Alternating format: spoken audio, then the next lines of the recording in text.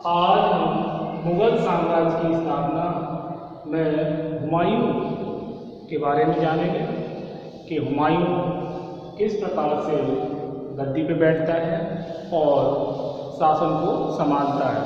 हुमायूं को किन किन समस्याओं का सामना करना पड़ता है और वह किस प्रकार से साम्राज्य को संभालने में सक्षम होता है और उसकी कौन कौन सी भूलें थी जिससे उसे काफ़ी बाद में परेशानी का सामना करना पड़ता है। जैसा कि हम पूर्व में जान चुके हैं कि बाबर के बाद हुमायूं मुगल वंश का दूसरा शासक हुआ, लेकिन हुमायूं के अंदर इतनी योग्य और कुशलता नहीं थी कि वह शासन को अच्छी प्रकार से संभाल सके, क्योंकि वह सदैव अपने कुछ समस्याओं में सदैव उलझा रहा। एक तो उसके जो छोटे भाई थे उनकी जिम्मेदारी, और दूसरा उसके सामने ऐसी परिस्थिति नहीं थी कि वो एक मजबूत शासन का संचालन कर सके, क्योंकि बाबर जो कि खानवा युद्ध को जीतने के बाद ज़्यादा समय तक वो जीवित नहीं रहे और कुछ लंबे समय तक भारत में उन्होंने अपना शासन नहीं किया। तो हुमायूं भी इतनी उम्र उसकी नहीं थी कि वह शासन की बारीकी को समझ सके। तो जब वह गद्दी पर बैठता है तो उसको विभिन्न कठिनाइयों का सामना करना पड़ता है। अब हुमायूं के बारे में हम विस्तार से देखेंगे। जैसे कि हुमायूं का जो जन्म है वो काबुल के किले में 6 मार्च 1508 ईस्वी में होता है और उसकी माता का नाम माहिन बेगम था और पिता का नाम बाबर। उन्होंने जिन शिक्षकों से शिक्षा प्राप्त की उनका नाम है मौलाना मुर्शुद्दीन रोहिल्ला और दूसरे शिक्षक थे मौलाना इलियास। ये दो शिक्षक और माता का नाम माहिन बेगम। हुमायूं सिंहासन पर बाबर की मृत्यु के पश्चात 30 दिसंबर 1530 को गद्दी पर बैठता है और शासन सत्ता को संभालता है। जब हुमायूं गद्दी पर बैठता है तो उसको कौन कौन सी समस्याओं का सामना करना पड़ता है। जैसे कि उसकी समस्याएं 2 थी, आंतरिक समस्याएं और बाहरी समस्याएं। ऐसा भी कुछ इतिहासकार मानते हैं कि जब हुमायूं गद्दी पर बैठता है तो उस समय कुछ षड्यंत्र भी रचे जाते हैं कि हुमायूं को हटाकर बाबर के बहनोई मेहदी ख्वाजा को गद्दी पर बिठाया जाए। तो लेकिन ये षड्यंत्र मूर्त रूप नहीं ले पाता है और इसकी योजना बनती है और बाद में यह योजना खत्म हो जाती है। तो अब यहाँ देखेंगे कि हुमायूं की आंतरिक कठिनाइयाँ कौन कौन सी थी। नंबर 1, मुगल साम्राज्य की विशालता। मुगल साम्राज्य जो कि मध्य एशिया के बलख, कुंदुज और बदख्शां के इसमें प्रदेश शामिल थे और ये काफ़ी विशाल था। लेकिन हुमायूं के लिए प्रॉब्लम ये थी कि वह इतने विशाल राज्य को कैसे संभाले, क्योंकि उसके अंदर वो कुशलता नहीं थी जो एक अच्छे प्रशासक में होती है। तो मुगल साम्राज्य को संभालना उसके लिए एक बड़ी सिरदर्दी थी। दूसरा, रिक्त राजकोष। रिक्त राजकोष का कारण ये था कि बाबर की उदार खर्चील नीति ने राजकोष को रिक्त कर दिया था, क्योंकि जब वो गद्दी में बैठा हुमायूं तो उसको इतना उसके शाही खजाने में इतना धन नहीं था कि उससे एक शांतिपूर्वक या बड़ी बड़ी योजनाओं को वह अंजाम दे सके। तो रिक्त राजकोष को भरना उसकी दूसरी प्रॉब्लम थी, क्योंकि बिना खजाने के ना तो अच्छी सेना रखी जा सकती है, न बड़े कार्य किए जा सकते हैं और शत्रुओं का दमन करने के लिए बड़ी सेना की आवश्यकता होती है। ये बात हुमायूं भी समझ रहा था। नंबर 3, हुमायूं के भाई कामरान अस्करी और हिंदाल, जिसकी जिम्मेदारी बाबर हुमायूं को सौंप के गया था और यही बताया गया था कि इनकी अच्छी प्रकार से देखभाल करना। हुमायूं अपने भाइयों के प्रति सदैव उदार रहा, इतने उदार उसके भाई नहीं उसके प्रति रहे। तो जो कामरान था उसकी उम्र 17 साल अस्करी की उम्र उस समय 15 साल और हिंदाल की उम्र 12 वर्ष थी। तो हुमायूं ने इनका अच्छी प्रकार से उनकी देखभाल की और उनको वो सारी सुविधाएं उपलब्ध कराएं जो एक पिता कराता है। नंबर इसके बाद है असंगठित शासन व्यवस्था। तो हुमायूं के लिए जब वो गद्दी में बैठता है तो शासन इतना संगठित नहीं होता है, इतनी उसमें एकरूपता नहीं होती है कि हुमायूं उसको सही प्रकार से संचालित कर सके। तो प्रांतों का प्रबंध अत्यंत उस समय ढीला था और बड़े बड़े सरदार शक्तिशाली हो गए थे। मतलब सरदारों ने शक्ति अपने हाथ में नहीं रखी थी क्योंकि उन्हें पता था कि हुमायूं इतना योग्य नहीं है, वह शासन में इतना दक्ष नहीं है। तो उन्होंने जो बड़े बड़े सरदार थे उन्होंने अपनी शक्तियों को बढ़ा लिया था। बाबर के संबंधी, तो बाबर के जो रिलेटिव यानी रिश्तेदार थे वो भी हुमायूं के लिए बहुत बड़ी परेशानी पैदा कर रहे थे। वो भी चाह रहे थे कि उन्हें भी मतलब किसी प्रकार से लाभ प्राप्त हो, जिसमें खुरासान का मोहम्मद जमाल मिर्जा, मोहम्मद सुल्तान मिर्जा और मीर मोहम्मद मेहदी ख्वाजा जो कि बहनोई था बाबर का, और खलीफा इसमें मुख्य थे जो सदैव षड्यंत्र रचने में लगे रहते थे। ये पहले से भी होता है, हमने गुलाम वंश में भी ये चीज़ देखी, खिलजी वंश में भी देखने को मिलता है और तुगलक वंश में भी ये चीज़ देखी, और ऐसा ही यहाँ पर भी देखने को मिलता है जब हुमायूं गद्दी पे बैठता है। मोहम्मद जमाल मिर्जा, मोहम्मद सुल्तान मिर्जा और मीर मोहम्मद मेहदी ख्वाजा और खलीफा ये सदैव समस्या खड़ी करते रहते हैं। अब आंतरिक कठिनाइयों के बाद बाहरी कठिनाइयों में गुजरात राज्य। तो गुजरात बहादुर शाह द्वारा मालवा को अपने राज्य में मिलाने से उसके राज्य की सीमाएं मुगल साम्राज्य के निकट पहुंच गई थी। जो गुजरात राज्य का शासक था बहादुर शाह, उसने क्या किया कि मालवा पर आक्रमण करके उसे अपने राज्य में मिला लिया, जिससे क्या हुआ कि अब एक तरह से अप्रत्यक्ष रूप से बड़ी प्रॉब्लम खड़ी हो रही थी कि दोनों राज्यों की सीमाएं मिल रही थी। मुगल साम्राज्य के निकट वह पहुंच गया, मतलब उसकी सीमा। तो इससे हुमायूं को ये भय हो गया कि कभी भी ये बहादुर शाह उस पे राज्य पर भी आक्रमण कर सकता है। तो ये समस्या उनके सामने थी हुमायूं के। अफगान जो कि बाबर के समय से ही ये प्रयास कर रहे थे कि किसी प्रकार से सत्ता दोबारा प्राप्त की जाए, और ये कट्टर शत्रु बने हुए थे मुगलों के।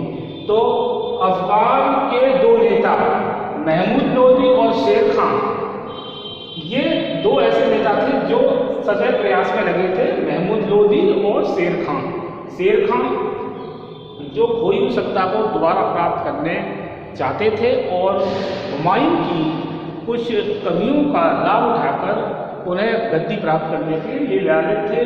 शेर खान बिहार में अफगानों का नेतृत्व करने लगा था। तो शेर खान अपनी धीरे धीरे शक्ति बढ़ा रहा था, जो जाके बाद में हमें देखने को मिलता है कि किस प्रकार से वह अपनी योजनाओं में सफलता प्राप्त कर लेता है। इसके बाद बंगाल में नुसरत शाह ने अफगानों को अपने यहाँ शरण दे रखी थी। बंगाल के शाह नुसरत शाह ने क्या कर रखा था, अफगानों को अपने यहाँ शरण दी थी, विद्रोहियों को जागीरें भी दी थी। इब्राहिम लोधी की पुत्री से विवाह करके मुगलों ने भय उत्पन्न किया। तो नुसरत शाह ने एक तरह से अप्रत्यक्ष रूप से मुगलों में भय व्याप्त कर रखा था। कैसे कि एक तो अफगानों को अपने यहाँ शरण दे दी, दूसरा विद्रोही जो थे उनको जागीरें दी, और इब्राहिम लोधी जो कि मुगलों जैसे बाबर का जो युद्ध हुआ अफगानों से, तो इब्राहिम लोधी की पुत्री से उसने विवाह करके मुगलों में भय व्याप्त कर दिया। और इससे हुमायूं को ऐसा लगता था कि नुसरत शाह उसके साथ कभी भी धोखा कर सकता है, क्योंकि उसके जो विरोधी पक्ष के लोग हैं उन्हीं को नुसरत शाह ने शरण दे रखी है। इसके बाद सिंध और मुल्तान गुजरात के शासक बहादुर शाह के भय से सिंध और मुल्तान के शासक ने बाबर की अधीनता स्वीकार की, किंतु हुमायूं अयोग्यता का लाभ उठाने की लालसा रख रहा था। तो गुजरात के शासक बहादुर शाह के भय से सिंध और मुल्तान के शासक ने बाबर की अधीनता तो स्वीकार की, किंतु हुमायूं की अयोग्यता का लाभ उठाने की भी लालसा रख रहा था। कौन? बहादुर शाह। बहादुर शाह वैसे तो ऊपर से विनम्र दिखाई दे रहा था, लेकिन अंदर से उसके अंदर ये लालसा थी कि किसी प्रकार से हुमायूं की अयोग्यता का लाभ उठाया जाए। इसके बाद आता है मालवा। मालवा राज्य में गुजरात और राजपूताने के मध्य स्थित होने के कारण मालवा का सामरिक महत्व था। ये गुजरात, मालवा जो था गुजरात और राजपूताने के मध्य स्थित था, जिसके कारण इसका सामरिक महत्व था। इसे गुजरात के शासक ने कब्जा कर लिया था, अतः मालवा हुमायूं के लिए परेशानी बना हुआ था कि वो उसको ये लगता था कि जब मालवा भी कब्जा हो गया तो उसकी सीमाएं भी सुरक्षित नहीं है। मालवा राज्य के बाद आती है खानदेश। इसका राजनीतिक महत्व नहीं था, खानदेश का इतना अधिक राजनीतिक महत्व हुमायूं के लिए तो नहीं था, किंतु यहाँ के शासक मोहम्मद प्रथम की माँ, यहाँ के जो शासक उसकी शासक मोहम्मद प्रथम की माँ गुजरात के शासक की बहन थी। तो अब ये जो रिश्तेदारी यानी जो ये संबंध था कि उसकी बहन और शासक मोहम्मद की माँ, तो इससे हुमायूं को ये भय था कि कहीं ऐसा ना हो बहादुर शाह से हुमायूं को खतरा पैदा हो गया था, और बहादुर शाह से सदैव उसे खतरा पहले से भी था, लेकिन यहाँ पर ये जो रिश्ता निकल के आया उसने और उसके लिए परेशानी पैदा कर दी। कश्मीर हुमायूं की अयोग्यता को देखते हुए उसके लिए खतरा पैदा कर सकता। वैसे कश्मीर से उसे विशेष कोई परेशानी तो नहीं थी, लेकिन हुमायूं की अयोग्यता का लाभ उठाने के लिए कश्मीर राज्य भी सदैव लालायित रहा। इसके बाद राजपूताना 1531 ईस्वी राणा रतन सिंह यहाँ के शासक बनते हैं 1531 ईस्वी में, और वहाँ पर जो ग्रह चल रहा था, मतलब उसमें कर्मावती जो है रानी कर्मावती ने हुमायूं से सहायता की गुहार की, मतलब सहायता की मांग की, लेकिन रानी कर्मावती की सहायता के लिए हुमायूं सही समय पे पहुंच ही नहीं पाए। वो अफीम के शौकीन थे, तो जब वो रास्ते में जाकर उन्होंने नशा किया और वो सो गए। जब वो पहुंचते हैं जहाँ रानी कर्मावती के पास, तो रानी कर्मावती उस समय मतलब मृत्यु को प्राप्त हो जाती है। तो इस प्रकार राजपूताना में वह लाभ लेने से हुमायूं चूक गया, और राजपूताना राज्य वैसे भी उसके लिए सदैव परेशानी का कारण बना रहा, और मेवाड़ जिसमें प्रमुख रूप से आता है। इसके बाद हुमायूं ने कौन कौन सी भूलें की उसके बारे में जाना है कि हुमायूं की कौन सी गलतियां थी जिसने उसको और अधिक खतरे में डाला। जैसे साम्राज्य का विभाजन। अब बाबर ने अपने मृत्यु के समय ही हुमायूं से कहा था कि तुम आगे अपने भाइयों का सदैव ध्यान रखोगे, उनके साथ अच्छा व्यवहार करोगे और उनके साथ कोई भेदभाव नहीं करोगे। तो हुमायूं ने जब इसके भाई बड़े हो जाते हैं तो हुमायूं अपने भाइयों को किस प्रकार से मतलब क्षेत्र प्रदान करता है। जैसे कामरान को काबुल और कंधार दे दिया ताकि कामरान नाराज न हो, अस्करी को संभल और हिंदाल को मेवात का क्षेत्र दिया। तो ये हुमायूं की एक ईमानदारी भी कही जा सकती है कि अपने भाइयों के प्रति उसने कभी ऐसा भेदभाव की भावना नहीं रखी, पर उसके जो भाई कामरान अस्करी हिंदाल थे वो कभी उसके लिए लाभकारी सिद्ध नहीं हुए, और थोड़ी बहुत कहीं भी उन्होंने सहायता की होगी, पर मन से वो हुमायूं के प्रति समर्पित नहीं दिखाई देते हैं। किंतु कामरान ने पेशावर, लमगाम और मुल्तान का अधिकार कर लिया। ये कामरान ने अपनी एक महत्वाकांक्षी योजना के अंतर्गत ऐसा किया कि जब कामरान को काबुल कंधार दे दिया, लेकिन उसने पेशावर, लंगान और मुल्तान पर अपना अधिकार कर लिया, क्योंकि वह भी अधिक से अधिक अपना क्षेत्र विस्तार करना चाहता था। कालिंजर अभियान। अब कालिंजर हुमायूं ने जो हुमायूं इस अभियान से ना तो कालिंजर के शासक को मित्र बना सका और न कालिंजर दुर्ग पर अधिकार कर पाया और इससे शत्रुता बढ़ गई। तो कालिंजर अभियान जो हुमायूं का था वो विफल माना जा सकता है कि हुमायूं ना तो इसके जो शासक थे उसको मित्र बना पाया और न ही दुर्ग पर अधिकार किया। तो आक्रमण क्यों किया, ये भी एक प्रश्न उठता है। तो ये हुमायूं की भूल थी। गुजरात अभियान भी हुमायूं की भारी भूल सिद्ध हुई। इससे उसकी सैन्य शक्ति को काफी नुकसान पहुंचा, समय बर्बाद हुआ और इसे कोई विशेष लाभ नहीं हुआ। तो हुमायूं द्वारा गुजरात पर आक्रमण करना एक भारी भूल दिखाई देती है। हुमायूं और अफगान। 1532 ईस्वी में हुमायूं और महमूद लोदी के बीच संघर्ष हुआ। अफगान पराजित होकर भाग गए। हुमायूं आगरा लौट कर विलासिता में डूब गया। तो ये हुमायूं के अंदर एक ही प्रॉब्लम भी थी कि हुमायूं जब भी कोई थोड़ी बहुत सफलता प्राप्त हो जाती थी तो वह भोग विलासी जीवन में डूब जाता था और उसको अफीम का तो शौक पहले से ही था।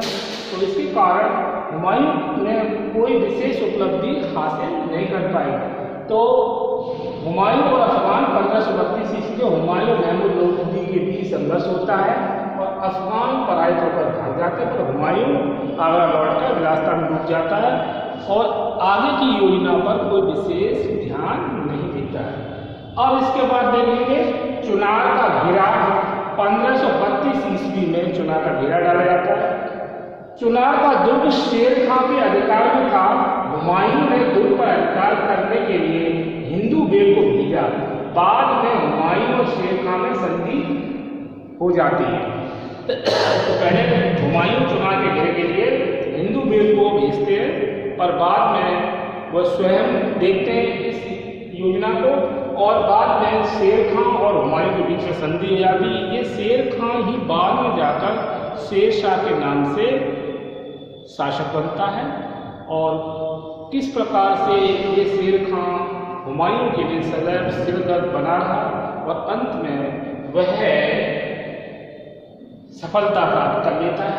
चुनार का दूसरा घेरा 1537 से 38 ईस्वी।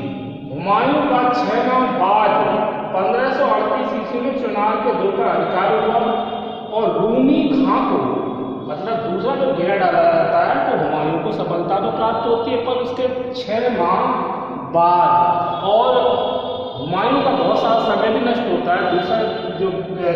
दूसरा जो चुनार का घेरा डाला जाता है उसमें हुमायूं का बहुत समय बर्बाद होता है और लेकिन उसका दुर्ग पर अधिकार तो होता है। तो हुमायूं रूमी खां को दुर्ग का गवर्नर बना देता है, लेकिन मुगल सरदारों ने रूमी खां से ईर्ष्या करते थे और रूमी खां को नहीं चाहते थे, तो रूमी खां को जहर देकर मार दिया जाता है और फिर इस प्रकार से इधर फिर से अस्थिरता पैदा हो जाती है। तो यहाँ पर देखा जाए तो चुनार का पहला घेरा और दूसरा घेरा जो था वो ज्यादा लाभकारी हुमायूं के लिए नहीं रहा। बंगाल पर आक्रमण। हुमायूं ने स्थिति को देखते हुए हुसैन तुर्कमान को संधि के लिए शेर खां के पास भेजा। मतलब हुमायूं ये चाह रहा था कि किसी प्रकार से शांतिपूर्वक हल निकल आए और युद्ध न करना पड़े, तो इसके लिए हुमायूं ने स्थिति को भांपते हुए किसको भेजा? हुसैन तुर्कमान को संधि के लिए शेर खां के पास भेजा। किंतु बाद में हुमायूं ने शेर खां से हुए समझौते को भंग करते हुए बंगाल विजय का निर्णय किया। तो शेर खां इस बात से राजी नहीं होता है और वह संधि जो भी होती है, समझौता होता है, उसको भंग करते हुए बंगाल विजय का निर्णय कर लेता है। किंतु बाद में हुमायूं ने शेर खां से हुए समझौते को भंग करते हुए बंगाल विजय का निर्णय किया, क्योंकि हुमायूं और शेर खां के मन में काफी मनमुटाव था और हुमायूं अब ये निर्णय करता है कि जो भी समझौते हुआ है उसको भंग किया जाए और वह समझौते को भंग हुमायूं निर्णय करता है कि बंगाल को विजय प्राप्त की जाए, बंगाल पर विजय ही प्राप्त कर ली जाए। कि वो शेर खान समय समय पर अपनी नीतियों को बदलता रहता है, वह अपना लाभ ज़्यादा देखता है और शेर खान हुमायूं की अपेक्षा ज़्यादा कूटनीतिक, दूरदर्शी और महत्वाकांक्षी ज़्यादा दिखाई देता है। इसके बाद है चौसा का युद्ध। 26 जून 1539 ईस्वी चौसा का युद्ध निर्णायक युद्ध साबित होता है। इस युद्ध में 8000 मुगल सैनिक मारे जाते हैं और इस विजय के बाद शेर खान ने शेर शाह की उपाधि धारण की और शेर शाह विशाल भूभाग का स्वामी बन जाता है। यानी चौसा का युद्ध हुमायूं और शेर शाह के मध्य होता है 26 जून 1539 ईस्वी को, और यह हुमायूं के लिए निर्णायक युद्ध साबित होता है। और इसमें करीब 8000 मुगल सैनिक मारे जाते हैं और बहुत सारे सैनिक घायल भी होते हैं, पर यह एक निर्णायक युद्ध था। और इसमें जब शेर खान की विजय प्राप्त होती है तो वह शेर शाह की उपाधि धारण करके एक विशाल भूभाग का स्वामी बन जाता है। और हुमायूं की जो विपरीत परिस्थिति, हुमायूं के लिए एक विपरीत परिस्थिति खड़ी हो जाती है और हुमायूं को कोई भी सपोर्ट करने वाला नहीं था, यहाँ तक कि उसके भाई भी उसको सपोर्ट नहीं कर रहे थे। इसके बाद बिलीग्राम का युद्ध। बिलीग्राम का युद्ध, जो बिलीग्राम का युद्ध है वो 15 मई 1540 ईस्वी को शेर शाह की सेना ने इस युद्ध में लाभ उठाया। तेज वर्षा होने के कारण अचानक शेर शाह की सेना ने क्या किया, हुमायूं की सेना पर आक्रमण कर दिया और हुमायूं की सेना में भगदड़ मच जाती है और हुमायूं की सेना तितर-बितर हो जाती है। अतः तेज वर्षा का लाभ उठाते हुए शेर शाह बिलीग्राम के युद्ध में विजयी होता है। और इस युद्ध के बाद सबसे बड़ा जो मूल बिंदु आता है कि सत्ता मुगलों के हाथ से निकलकर अफगानों के हाथों में चली जाती है। यानी शेर शाह दोबारा से सत्ता इब्राहिम लोदी के बाद अफगान सत्ता प्राप्त कर लेते हैं और हुमायूं के लिए एक बहुत बड़ा संकट पैदा हो जाता है। तो बिलीग्राम का युद्ध जो 15 मई 1540 ईस्वी को हुआ, जिसमें शेर शाह ने इस युद्ध में बहुत बड़ी सफलता प्राप्त की और सत्ता मुगलों के हाथ से निकलकर अफगानों के हाथों में चली जाती है। यही शेर शाह सूर्य के नाम से शासन करता है। हुमायूं का पलायन। अब हुमायूं जो कि एक पराजित हो गया बिलीग्राम के युद्ध में, तो अब वह क्या करे, तो उसका पीछा करते हुए शेर शाह उसका सदैव पीछा करता रहता है, लेकिन बाद में उसको कहीं से कोई सहायता नहीं मिलती है तो वह भारत छोड़ने का निर्णय लेता है। और भारत छोड़ने के निर्णय से पहले वह हमीदा बानो से विवाह भी करता है, जो कम आयु की थी। उससे उसका एक पुत्र भी पैदा होता है जिसका नाम अकबर। और उसके बाद वह यहाँ से अपनी पत्नी के साथ भारत से फारस चला जाता है। हुमायूं भाग कर फारस गया, जहाँ शाह तहमास, मतलब फारस के शाह तहमास उसका स्वागत करते हैं और हुमायूं 1544 ईस्वी तक फारस में ही रहता है। तो इस प्रकार से हुमायूं जो अपना जीवन, जो एक निर्वासित जीवन व्यतीत करते हैं, मतलब 1540 में तो बिलीग्राम का युद्ध होता है और वह फारस जाकर तहमास की सहमति पर यानी उनका स्वागत किया जाता है और 1544 ईस्वी तक वह फारस में ही रहता है। और इस प्रकार आज हमने देखा कि हुमायूं का सिंहासन किस प्रकार से प्राप्त होता है। हुमायूं जब गद्दी में बैठता है तो हुमायूं में कौन कौन सी कठिनाइयाँ थी, उसकी आंतरिक कठिनाइयाँ कौन सी थी, उसकी बाहरी कठिनाइयाँ क्या थी, हुमायूं ने कौन कौन सी भूलें की, मतलब डिसीजन कौन कौन से उसने गलत लिए। इसके बाद हुमायूं का चुनार का घेरा, पहला घेरा, दूसरा घेरा, बंगाल पर आक्रमण, चौसा का युद्ध और बिलीग्राम का युद्ध और हुमायूं का पलायन। आज हमने हुमायूं के बारे में ये विस्तार से जाना। अब इसके आगे हम नेक्स्ट वीडियो में हुमायूं की असफलता के कारण के बारे में समझेंगे। ओके।